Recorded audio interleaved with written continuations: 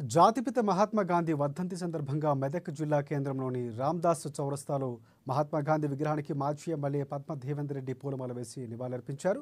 కాంగ్రెస్ ప్రభుత్వం అధికారంలోకి వచ్చి హామీల అమల్లో పూర్తిగా విఫలమైందని గాంధీ విగ్రహానికి వినతిపత్రం అందజేశారు. బీఆర్ఎస్ పార్టీ 10 ఏళ్ల పాలనలో తెలంగాణకు ప్రగతి పదంలో నడిపించామని పద్మ దేవేందర్ అన్నారు.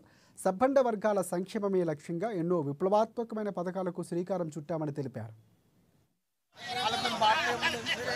సిద్ధాంతం ప్రకారంగా అహింసాయుతంగా పాలన చేయాల్సినటువంటి ప్రభుత్వం పూర్తిగా కుట్రలతోటి కుతంత్రాలతోటి అందరినీ అరెస్టు చేపించుకుంటా ఎవరు ఏ క్వశ్చన్ వేసినా ఎవరు ప్రభుత్వం చేస్తున్న తప్పులు నిలదీస్తున్నప్పటికీ కూడా ప్రతి ఒక్కరిని కూడా అరెస్టు చేపిస్తున్నటువంటి ఈ రేవంత్ రెడ్డి ప్రభుత్వానికి బుద్ధి తెలపాలని చెప్పి వాళ్ళ కనులు కూడా తెరవాలని చెప్పి మహాత్మా గాంధీ వారికి ఆదేశించాలని చెప్పి ఆశిస్తూ ఈ ప్రభుత్వం ఏదైతే ఉందో ఏవైతే ప్రజలకు ఇచ్చినటువంటి వాగ్దానాలు ఉన్నాయో ఒక్కటి కూడా నెరవేర్చలేదు.